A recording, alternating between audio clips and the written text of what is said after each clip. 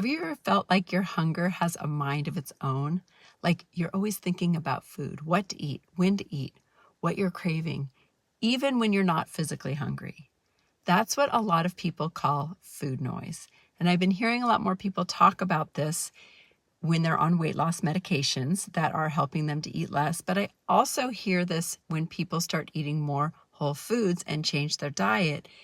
And I'm really convinced that that food noise is also a sign of inflammation. So as we lower inflammation, that food noise comes down. Here's the thing, when your body is inflamed, especially in the gut and the brain, it creates internal static. That static can drown out the body's natural hunger and fullness signals. Inflammation interferes with hormones like leptin and ghrelin, the ones that tell you when you're full and when you're hungry. It also affects the brain-gut axis, particularly the hypothalamus and our reward centers. So instead of balanced hunger, you get cravings, emotional eating, and an appetite that feels disconnected from your needs, right? Because sometimes you start eating or feel hungry right after dinner when really your body is not hungry or in need of more fuel. Interestingly, this is exactly what some of the newer weight loss drugs like GLP-1 medications address. They quiet that noise by reducing inflammation, slowing digestion, and improving satiety. Those medications target the same gland in the brain, our hypothalamus, that our own hormones of satiation and satisfaction target. But we don't always hear the message if there is more inflammation on board. But there is good news. We don't have to rely only on prescription medications to start getting results. A whole foods diet rich in colorful vegetables, clean proteins, healthy fats, and cutting out ultra-processed carbohydrates that are so easy to overeat can also reduce inflammation. So can intermittent fasting, better sleep, and blood sugar balance.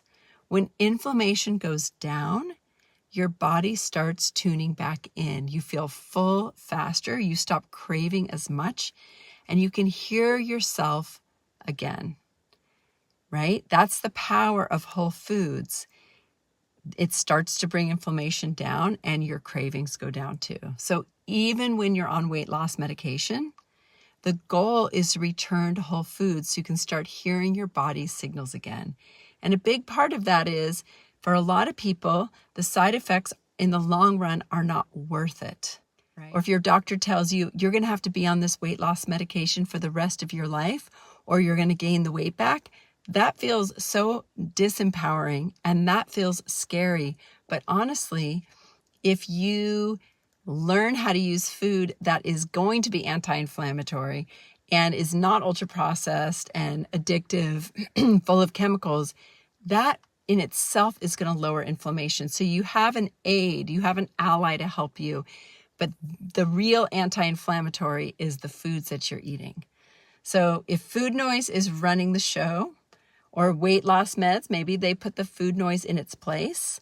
No matter what, it's time for us all to quiet the static by focusing on real food, optimizing our proteins at each meal, vegetables for our microbiome, keeping that gut-brain connection access open, eating in rhythm, and giving your body the clarity it deserves.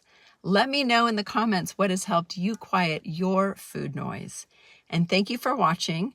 And if you would like to grab my answer guide down in the comments below, you can. It's another tool to help you look at the changes in your body and how to address them and learn from other people who have addressed them and achieved vitality. Thanks for watching, and I'll see you next time. Make sure you subscribe and like my channel.